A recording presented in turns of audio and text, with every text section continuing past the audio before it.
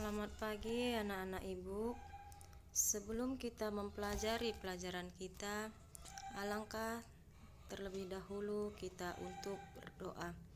Berdoa dimulai dalam nama Bapa dan Putra dan Roh Kudus. Amin. Amin. Dalam nama Bapa dan Putra dan Roh Kudus. Amin. Oke, pelajaran kita pada pagi hari ini adalah prakarya alat penjernih air. Nah, di sini sedikit Ibu menjelaskan tentang alat penjernih air. Alat penjernih air terdiri dari dua. Yang pertama, penjernih air dari bahan alami. Yang kedua, penjernih air dari bahan buatan. Pengolahan air bersih sangat dibutuhkan disebabkan oleh adanya polusi tanah yang diakibatkan oleh pembuangan limbah pabrik seperti sampah organik dan organik dari masyarakat, serta penebangan pohon secara liar yang tidak memperhatikan keseimbangan alam terutama tanah. Nah, yang pertama ini adalah penjernih air dari bahan alami ya.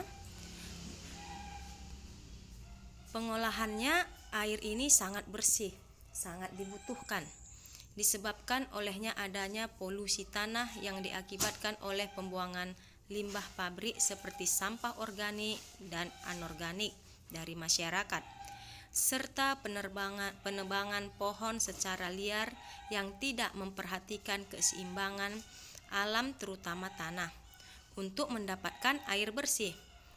Cara yang paling sederhana dengan membuat penjernihan air atau saring air sederhana, yaitu syarat standarnya: A. Menghilangkan gas-gas terlarut, B. Menghilangkan rasa yang tidak enak, C. Membasmi bakteri patogen yang sangat berbahaya, D. Memperkecil sifat air yang menyebabkan terjadinya endapan pada pipa dan saluran air. Nah, inilah yang dimaksud dengan dari penjernihan air bahan alami ya anakku ya. Selanjutnya kita masuki beberapa teknik sederhana untuk mendapatkan air. Nah, kalau zaman dahulu itu sangat susah sekali untuk mendapatkan air. Bahkan nenek moyang kita itu dulu jarang mempunyai sumur. Dia bagaimana mandi itu di pam. Jadi itu rame-rame ya nak ya, atau di sungai. Nah, jadi masih bersyukurlah kita sekarang ini kita sudah mempunyai sumur, bahkan untuk mencari air juga kita tidak merasa kesusahan ya kan aku.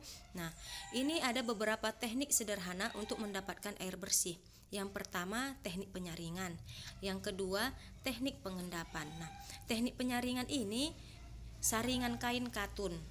Jadi untuk supaya air itu bersih tidak kotor, kita harus memberi teknik penyaringannya itu saringan kain katun ya. Membersihkan air dari kotoran dan organisme kecil yang ada dalam air kerah tersebut.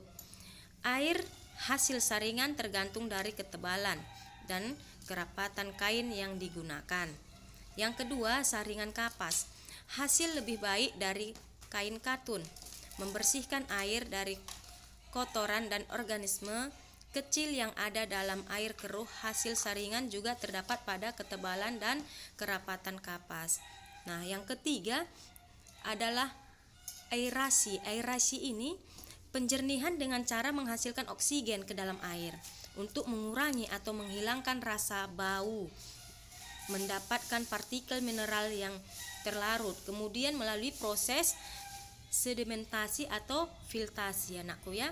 Inilah yang dimaksud dengan aerasi. Masuk selanjutnya yang keempat, saringan pasir atau lambat SPL, menggunakan lapisan pasir pada bagian atas dan kerikil pada bagian bawah. Yang kelima yaitu Gravified Filtering System. Itu merupakan gabungan dari saringan pasir, Nah, saringan pasir cepat atau SPC dan saringan pasir lembut atau SPL. Pertama-tama air disaring menggunakan SPC, baru menggunakan SPL. Apa tadi itu SPC, nakku? SPC itu saringan pasir cepat ya, dan SPL itu saringan pasir lambat. Nah, yang ketujuh, saringan arang. Saringan arang ini sangat efektif dalam menghilangkan bau dan rasa. Arang yang digunakan berupa arang kayu atau arang batok kelapa. Untuk hasil yang lebih baik dapat digunakan arang aktif. Nah, yang kedelapan ini teknik penyaringannya saringan keramik. Saringan keramik ini penyaringan melalui elemen filter keramik. Beberapa filter keramik menggunakan campuran perak yang berfungsi sebagai disinfektan dan membunuh bakteri. Dan yang kesembilan, yang terakhir, yaitu saringan cadas. Saringan cadas ini air disaring dengan menggunakan pori-pori dari batu cadas. Nah, itulah yang dimaksud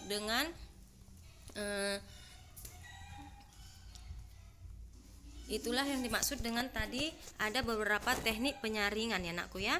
Ada 8 tadi tuh ya. Nah, sekarang selanjutnya adalah teknik pengendapan. Nah, teknik pengendapan ini ada biji kelor.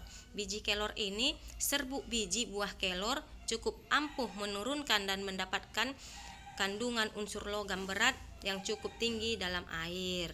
Yang kedua ada teknik pengendapan tawas. Tawas lama pengendapan sekitar 12 jam. Fungsi tawas itu hanya untuk mengendap, tidak berfungsi untuk membunuh kuman dan menaikkan pH dalam air. Nah, sedangkan kaporit itu berfungsi untuk memisahkan dan mengendapkan kotoran dalam air. Lama pengendapan sekitar 12 jam. Nah, itulah yang dimaksud dengan proses penjernihan air itu ya nakku ya. Nah, tujuannya untuk menghilangkan apa? Menghilangkan zat kotoran atau untuk memperoleh air yang kualitasnya memenuhi standar persyaratan kualitas air. Nah, sekian pembelajaran dari ibu nakku. Oke, jadi kalian buka nanti buku kalian di halaman nanti kalian buka buku kalian di bagian bab 2 yaitu di halaman 50 ya nakku ya. Nah, itulah penjelasan yang ibu telah sampaikan kepada kalian. Sekian pembelajaran dari ibu tentang alat penjernih air. Terima kasih.